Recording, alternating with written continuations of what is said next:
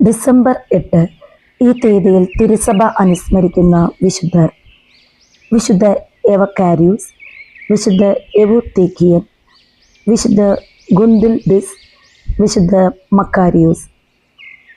ഇതേ ദിവസം തിരുസഭ കന്യകാമറിയത്തിൻ്റെ അമലോത്ഭവ തിരുനാളും ആഘോഷിക്കുന്നു. പരിശുദ്ധ കന്യകാമറിയത്തിൻ്റെ അമലോത്ഭവം. തൻ്റെ മാതാവിൻ്റെ ഉദരത്തിൽ ഉത്ഭവിച്ച ആദ്യ നിമിഷം മുതൽ ക്രിസ്തുവിൻ്റെ അമ്മയായ കന്യകാമറിയം എല്ലാ പാപങ്ങളിൽ നിന്ന് മോചനം പ്രാപിച്ചിരുന്നു എന്ന സങ്കല്പത്തെയാണ് അമലോത്ഭവം എന്ന് പറയുന്നത്. അമലോത്ഭവം എന്നതിന് നിർമ്മലമായ ജനനം എന്നതാണ് വാച്യാർത്ഥം.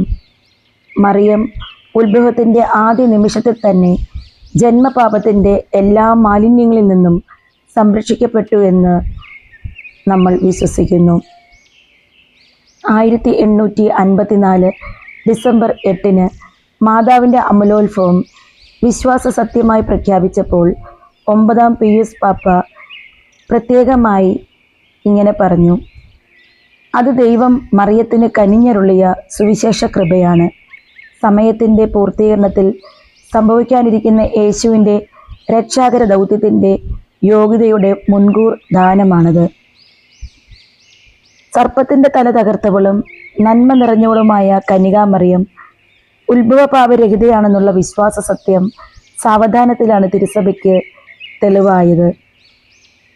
ഉത്ഭവപാപത്തിൻ്റെ സാർവത്രികതയെ ഊന്നിപ്പറഞ്ഞിരുന്നവർക്ക് അമലോത്ഭവത്തെപ്പറ്റി ചിന്തിക്കാൻ കഴിഞ്ഞിരുന്നില്ല. ശക്തിയായ ഒരു യുക്തി ഫ്രാൻസിസ്കൻ ദൈവശാസ്ത്രജ്ഞനായ ഡൻസ്കോട്ട്സ് അവതരിപ്പിച്ചു. ദൈവത്തിന് ആരെയും ഉത്ഭവപാപത്തിൽ നിന്ന് ഒഴിവാക്കാവുന്നതാണ്. കന്യകാമറിയത്തെ പ്രസ്തുത നിയമത്തിൽ നിന്ന് ഒഴിവാക്കുക ഉചിതമായിരുന്നു. അതിനാൽ ഉചിതമായവ ചെയ്യുന്ന ദൈവം മറിയത്തെ അമലോത്ഭവയായി സൃഷ്ടിച്ചു. വിശുദ്ധ എഫ്രൈം തൻ്റെ നിസിബിയൻ ഗീതങ്ങളിൽ പ്രകാരം എഴുതിയിട്ടുണ്ട്: എൻ്റെ കർത്താവേ, നിന്നിൽ ഒരു അപൂർണതയുമില്ല, നിന്റെ മാതാവിൽ ഒരു അശുദ്ധിയുമില്ല. അവാച്യനായ ദൈവം എന്നർത്ഥം വരുന്ന ഇന്നേഫാബിലസ് ദേവൂസ് എന്ന തിരുവഴുത്ത് വഴിയാണ് ഈ പ്രഖ്യാപനം നടത്തിയത്. 1447 സിക്സ്തൂസ് മാർപ്പാപ്പ അമലോത്ഭവ തിരുനാൾ കൊണ്ടാടാനും 1708 ഡിസംബർ 6 ക്ലെമന്റ് 11-ാമൻ മാർപ്പാപ്പ അമലോത്ഭവ തിരുനാൾ കടമുള്ള തിരുനാളുകളുടെ ഗണത്തിൽ പെടുത്തുകയും ഉണ്ടായി. 1830 നവംബർ 27 വിശുദ്ധ കാതറിൻ ലെബുറയ്ക്ക് പരിശുദ്ധ അമ്മ ഒരു പ്രത്യേക കാശിരൂപത്തിൻ്റെ ദർശനം നൽകുന്നുണ്ട്. അതിൽ രേഖപ്പെടുത്തിയിരുന്നത് ഇങ്ങനെയാണ്: പാപം കൂടാതെ ഉത്ഭവിച്ച മറിയമേ, അങ്ങയിൽ അഭയം തേടുന്ന ഞങ്ങൾക്ക് വേണ്ടി പ്രാർത്ഥിക്കണമേ.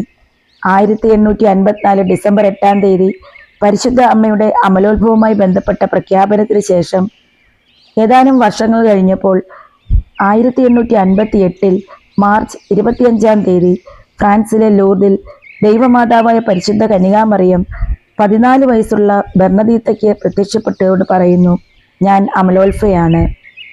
ഉൽപ്പത്തി പുസ്തകം 3-ാം അധ്യായത്തിൽ പിശാചിനെ ശപിച്ചുകൊണ്ട് ദൈവം പറയുന്നുണ്ട്: നീ ശപിക്കപ്പെട്ടവനായിരിക്കും, നീയും സ്ത്രീയും തമ്മിലും നിന്റെ സന്തതിയും അവളുടെ സന്തതിയും തമ്മിലും ഞാൻ ശത്രുത ഉളവാക്കും, അവൻ നിന്റെ തല തകർക്കും. ഉൽപ്പത്തി 3:14-15. ഏദൻ തോട്ടത്തിൽ നിന്ന് പുറത്താക്കപ്പെട്ട മനുഷ്യകുലത്തിന് മോചനം നൽകാൻ അതേസമയം സാത്താന്റെ തല തകർക്കാൻ അയക്കപ്പെട്ട ദൈവപുത്രന് ജന്മമേകുന്നവളായതിനാലാണ് സർവശക്തനായ ദൈവം അവൾക്ക് പാപമാലിന്യമേശാത്ത ജന്മം നൽകിയത്. ദൈവം അവൾക്ക് അമലോത്ഭവം നൽകിയപ്പോൾ 2-ാം ഹവ്വയായ അവൾ നിർമ്മലവും ദൈവഹിതത്തോട് പരിപൂർണമായും ചേർന്നു പോകുന്നതുമായ ജീവിതം വഴി തൻ്റെ വിശുദ്ധി കാത്തുസൂക്ഷിക്കുകയും ചെയ്തു. മംഗളവാർത്ത നൽകിക്കൊണ്ട് ഗബ്രിയേൽ ദൈവദൂതൻ മാതാവിനെ അഭിസംബോധന ചെയ്തത് ഇപ്രകാരമാണ്: ദൈവകൃപ നിറഞ്ഞവളെ സ്വസ്തി, കർത്താവ് നിന്നോടുകൂടെ, ദൈവസന്നിധിയിൽ നീ കൃപ കണ്ടെത്തിയിരിക്കുന്നു. ലൂക്കാ 1:28-30. രക്ഷകനായ ദൈവപുത്രന് ജന്മമേകാൻ കൃപ നിറഞ്ഞവളായതുകൊണ്ടാണ്, പാപക്കറ ഏശാതെയാണ് ദൈവം അവൾക്ക് ജന്മമേകിയത്. പരിശുദ്ധ അമ്മയുടെ അമലോത്ഭവം അങ്ങനെ രക്ഷാകര ചരിത്രത്തിലെ തന്നെ ഏറെ പ്രധാനപ്പെട്ട നിമിഷമാണ്. ഒരു പ്രൊട്ടസ്റ്റന്റ് കവിയായ വേർഡ്സ്വർത്ത് പാപപങ്കിലമായ മനുഷ്യപ്രകൃതിയുടെ ഏക സ്തുതിപാത്രമേ എന്നാണ് മറിയത്തെ സംബോധന ചെയ്തിരുന്നത്. 1854 ഡിസംബർ 8-ാം തീയതിയിലെ അവർണ്ണനീയ ദൈവം എന്ന തിരുവെഴുത്ത് വഴി 9-ാം പീയൂസ് മാർപ്പാപ്പ അമലോത്ഭവ സത്യം ഇങ്ങനെ നിർവചിച്ചു: അഖണ്ഡവും പരിശുദ്ധവുമായ ത്രിത്വത്തിന്റെ സ്തുതിക്കും കന്യകയായ ദൈവമാതാവിന്റെ മഹത്വത്തിനും അലങ്കാരത്തിനും കത്തോലിക്ക വിശ്വാസത്തിന്റെ പുകഴ്ചയ്ക്കും കത്തോലിക്ക സഭയുടെ പ്രചാരത്തിനുമായി നമ്മുടെ കർത്താവ് ഈശോ മിശിഹായുടെയും പത്രോസ് പൗലോസ് ശ്ലീഹായുടെയും നമ്മുടെയും അധികാരത്തോടുകൂടെ നാം സ്പഷ്ടമായി നിർവചിച്ചു പ്രഖ്യാപിക്കുന്നു. എത്രയും ഭാഗ്യപ്പെട്ട കന്യകാമറിയം ഉത്ഭവത്തിന്റെ പ്രഥമ നിമിഷം മുതൽ മനുഷ്യവംശത്തിന്റെ രക്ഷകനായ ഈശോ മിശിഹായുടെ യോഗ്യതകളെ പ്രതി സർവശക്തനായ ദൈവം നൽകിയ പ്രത്യേക വരത്താലും ആനുകൂല്യത്താലും ഉത്ഭവപാപത്തിന്റെ സകല മാലിന്യത്തിൽ നിന്നും സംരക്ഷിക്കപ്പെട്ടു എന്നുള്ളത് ദൈവം വെളിപ്പെടുത്തിയതും അതിനാൽ ഉറച്ച് വിശ്വസിക്കേണ്ടതുമാണ്. ഈ പ്രഖ്യാപനത്തെ ഉറപ്പിച്ചുകൊണ്ടാണ് ലൂർദിൽ ദൈവമാതാവ് വിശുദ്ധ ബെർണദീത്തായ്ക്ക് പ്രത്യക്ഷപ്പെട്ടുകൊണ്ട് ഞാൻ അമലോത്ഭയാണ് എന്ന് പറഞ്ഞത്. ഓരോ ക്രൈസ്തവനും ജീവിത വിശുദ്ധി, ദൈവകൃപ, ആത്മശരീര വിശുദ്ധി, നിരന്തരമായ പ്രാർത്ഥന, വചനത്തിന് വിധേയപ്പെട്ട് സാക്ഷിയായി മാറുക, ജീവിത ബുദ്ധിമുട്ടുകളിൽ വിശ്വാസം കൈവിടാതെ ഇരിക്കുക, ദൈവത്തിന് പ്രീതികരമായ ജീവിതം നയിക്കുക തുടങ്ങിയ കാര്യങ്ങളിൽ പരിശുദ്ധ കന്യകാമറിയത്തിന്റെ പാത പിന്തുടരേണ്ടതാണ്.